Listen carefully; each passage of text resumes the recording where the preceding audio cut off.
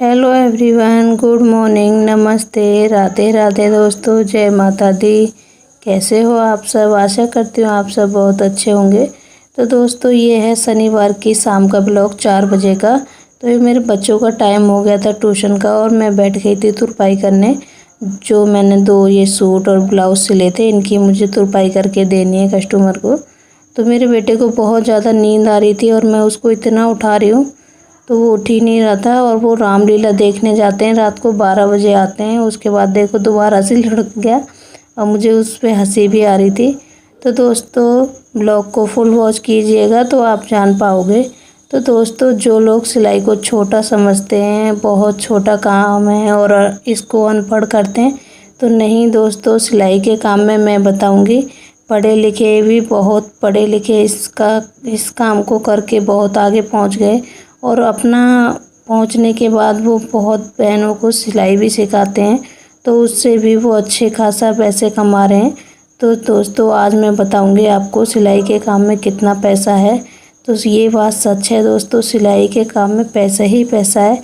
तो आप ब्लॉग को फुल वॉच करना, आप जान पाओगे कि किस तरीके से हम सिलाई का काम करेंगे तो हम अच्छे से एक अच्छे टेलर भी बन पाएंगे और अच्छे से सिलाई भी कर पाएंगे। तो आप ब्लॉग को फुल वॉच कीजिएगा। तो दोस्तों, सिलाई को काम को जो लोग छोटा समझते हैं ना, पहले तो उनके लिए मैं बोलती हूँ कि कोई भी काम छोटा या बड़ा नहीं होता। अगर हम कोई काम करते हैं तो वो हमारे लिए बहुत अच्छा होता है और छोटा नहीं होता कोई भी काम। तो दोस्तों, सिलाई का काम मैं बताती हूँ आपको किस तरीके से करना चाहिए। और अगर आपको सिलाई नहीं आती है तो आप किस तरीके से सीखिएगा। जैसे कि आप अगर ऑफलाइन सिलाई सीखोगे तो आपको टाइम होगा, टाइम पे जाना पड़ेगा, टाइम पे ही आपको आना होगा। तो सिलाई जब हम ऑफलाइन सीखते हैं तो वहाँ पे हमें पैसे भी देने पड़ते हैं और इस टाइम पे 500 रुपये चल रहे हैं सिलाई सिखाने के।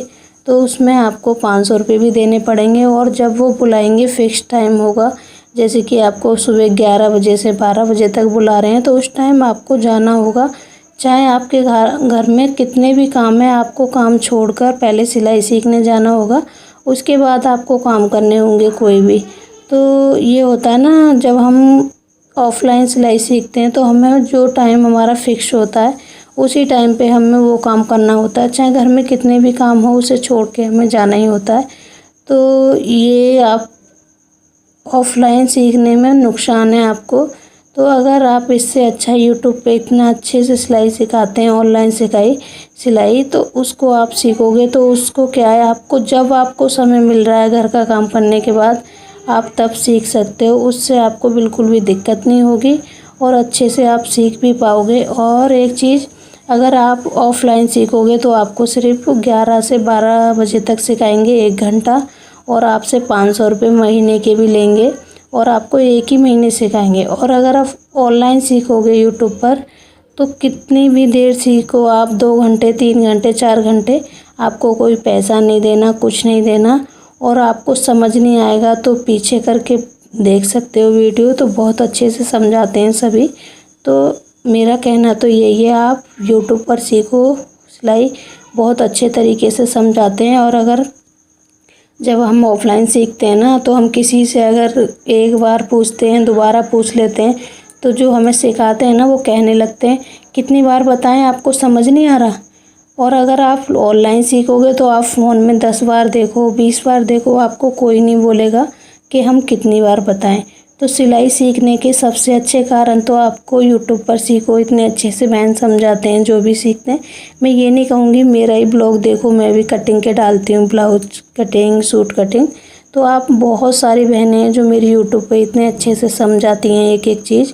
तो आप उससे सिलाई सीखोगे तो आपको बहुत अच्छा रहेगा। और जब आपको टाइम मिलेगा वहाँ पे आप जब सीख सकते हो।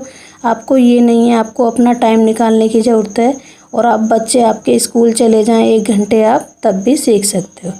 तो ये मैंने बता दिया आपको सिलाई सीखने का तरीका। अब मैं बताऊंगी आपको, अगर आप सिलाई सीख जाते हो तो आपको ये नहीं करना है कि एक दिन में आप सोचो मैं 1 ब्लाउज सिल दूँ। अगर आप स्टार्ट, जब हम कोई भी काम करते हैं तो हम धीरे ही कर पाते हैं, तो स्पीड नहीं होती हमारी। तो आप जब शुरू में सिलाई सीखोगे तो आप एक दिन में आधा ब्लाउज सिलो, लेकिन अच्छे से सिलो तो आपको फिनिशिंग भी आएगी आपकी सिलाई में। देखो एकदम से कोई भी परफेक्ट नहीं बनता, धीरे धीरे ही हमें करना होता है सारा काम। तो आप धीरे धीरे सिलाई करो। जैसे आप सूट सिलना है आपको, तो एक दिन में एक सलवार सिलो या सूट सिलो, ऐसे सिलना चाहिए आपको शुरू में। तो थोड़ी सी आपको दिक्कत होगी, स्पीड भी नहीं बढ़ेगी। और जब आपकी स्पीड बढ़ जाएगी ना, तो एक दिन में आप एक ब्लाउज सिल सकते हो आराम से। और एक ब्लाउज के सिंपल के आज इस टाइम पे 200-250 रुपये चल रहे हैं, और टेलर तो काफ़ी और भी ज़्यादा ले रहे हैं। तो बहुत ज़्यादा सिलाई का काम कोई ये नहीं होता कि आप अनपढ़ ही करते हैं, पढ़े लिखे नहीं करते। आपको नहीं पता, यूट्यूब पे इतने पढ़े लिखे हैं जो सिलाई का काम कर रहे हैं बहुत ज़्यादा। तो सिलाई का काम कोई छोटा बड़ा नहीं होता। और आप सीखिए, और आप ऑफलाइन मत सीखिएगा, ऑनलाइन सीखने में ही आपको फ़ायदा रहेगा। और आप कभी भी खोल के फ़ोन देख सकते हो। तो दोस्तों ये था शनिवार का शाम का टाइम, और आज मैंने बनाए थे कढ़ी चावल। तो कढ़ी हमारी बनके हो गई थी तैयार। हेलो दोस्तों, गुड मॉर्निंग, राधे राधे, जय माता दी दोस्तों। तो ये है संडे का सुबह का ब्लॉग, और आज है 7वां नवरात्रा। तो आज है मेरा फास्ट, और मेरा सारा काम हो गया। और मम्मी जी जा रही थी गाँव जागरण में, तो मैं उनके पिन लगा रही थी। और सुबह 9:30 बजे का टाइम है, तो मम्मी जी के पिन लगा देती हूँ। और पूजा वगैरह सब हो गई थी, दीदी ने भी कर दी थी पूजा।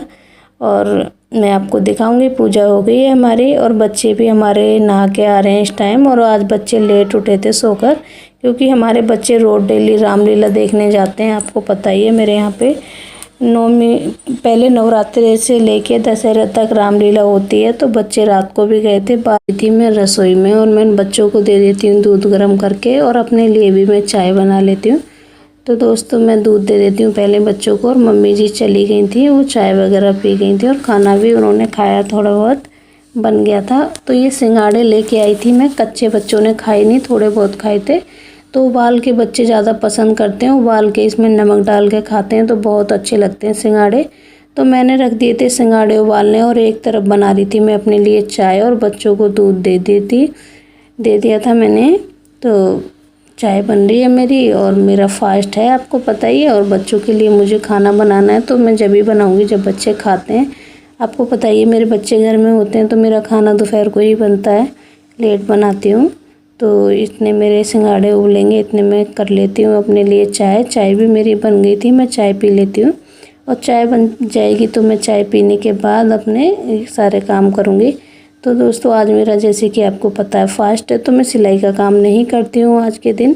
तो बच्चों को मैं दूध लेके आ गई थी, और दोनों बच्चे इस टाइम लग रहे थे टीवी में, और दोनों बच्चे नहा लिए थे। और बड़े वाले बेटा भी नहा लिया था, पूजा भी कर ली थी। मेरा छोटा बेटा अभी पूजा नहीं करता है, छोटा है। बड़ा वाला बेटा मेरा डेली पूजा करता है, और उसने पूजा कर ली थी, और मैं भी अपनी चाय लेके बैठ गई थी।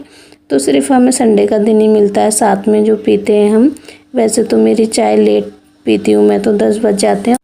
तो संडे के दिन ही हमारे बच्चों को मिलता है। वैसे तो हमारे बच्चे चले जाते हैं सुबह 7:45 बजे स्कूल, सभी के चले जाते हैं। संडे के दिन ही हम साथ में नाश्ता करते हैं, खाना खाते हैं। और उसके बाद सिंगाड़े मेरे उबल के मैंने इसी में चल्ली में रख दिए थे, वो ठंडे हो गए थे अच्छे से। फिर उसके बाद मैंने उनको छील देती हूँ दोस्तों। तो फिर मुझे आज कीर्तन में भी जाना था। और दोस्तों मेरा सिलाई का काम इतना ज़्यादा पड़ा हुआ है कि बहुत ज़्यादा सिलाई का काम है मेरे पास इस टाइम, लेकिन मैं नहीं कर पा रही हूँ। किस वजह से? इस टाइम कीर्तन भी बहुत ज़्यादा होते हैं, और सभी के यहाँ पे जाना होता है। और आज भी मेरी जेठानी जी के यहाँ पे कीर्तन है। अगर नहीं जाती हूँ तो सब गुस्सा हो जाते हैं, तो इसी वजह से हमें जाना पड़ता है। और फिर जब हम किसी के यहाँ नहीं जाएंगे, हम कोई चीज़ कराएंगे, तो हमारे यहाँ भी कोई नहीं आएगा। तो यही सोच के हमें घर भी देखना पड़ता है, सिलाई भी देखनी पड़ती है, और हमें पड़ोस में भी जाना आना होता है, और रिश्तेदारी में भी जाना होता है। तो सारी चीज़ें हमें मैनेज करनी होती है सारे कामों के साथ। तो आज तो मेरा फास्ट था, फिर भी सिलाई नहीं करूँगी, तो मैं चली जाऊँगी वहाँ पे। तो अभी मैं निकलूँगी 2 बजे, और अभी ये टाइम हो रहा है 12 बजे का। तो मैं लग गई थी हाथों पे नेल पेंट लगाने, क्योंकि हम हाउस वाइफ को अपने लिए तो कभी टाइम ही नहीं होता। और आज मेरा कैमरा देखो कितना ज़्यादा हिल रहा है। ये इतनी देर का ब्लॉग शूट मेरे बड़े वाले बेटे ने किया है और इतना ज़्यादा कैमरा हिलाता है वो। कभी भी मैं उससे ब्लॉग शूट करवाती हूँ ना, वो कैमरा इतना ज़्यादा हिलाता है, बहुत ज़्यादा।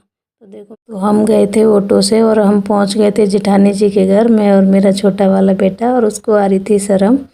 तो ये टाइम है 4 बजे का। 4 बजे से कीर्तन स्टार्ट था, लेकिन दीदी ने मुझसे बोला 2 बजे से, तो मैं 2:45 बजे वहाँ पे पहुँच गई थी। और फिर भी मैं 1 घंटे बैठी रही, बातें करी, और फिर उसके बाद हो गया था कीर्तन शुरू। तो ये थी मंडली वाले, मंडली आई हुई थी यहाँ पे, तो मंडली वाले डांस कर रहे थे सब। और जेठानी जी ने भी किया था डांस। और जेठानी जी हमारी वो हैं जो आगे उधर कुर्सी में बैठी हुई हैं और चश्मा लगा रखा है जिन्होंने, तो उनका ऑपरेशन हुआ, प्रॉब्लम है, इसलिए वो कुर्सी पे बैठी हुई थी। तो दोस्तों यहाँ ठुमके लग रहे थे और टाइम हो रहा था करीबन 5:30 बजे का, तो बहुत ज़्यादा टाइम हो गया था मुझे घर पहुँचने में। तो उसके बाद आरती होगी और काफ़ी टाइम हो जाएगा। 6 बजे हमारी आरती होने लगी थी।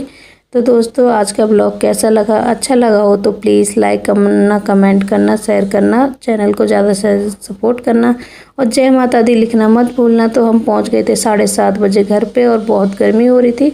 तो दोस्तों मिलते हैं नेक्स्ट ब्लॉग में। इस ब्लॉग को एंड करते हैं। Good night, bye.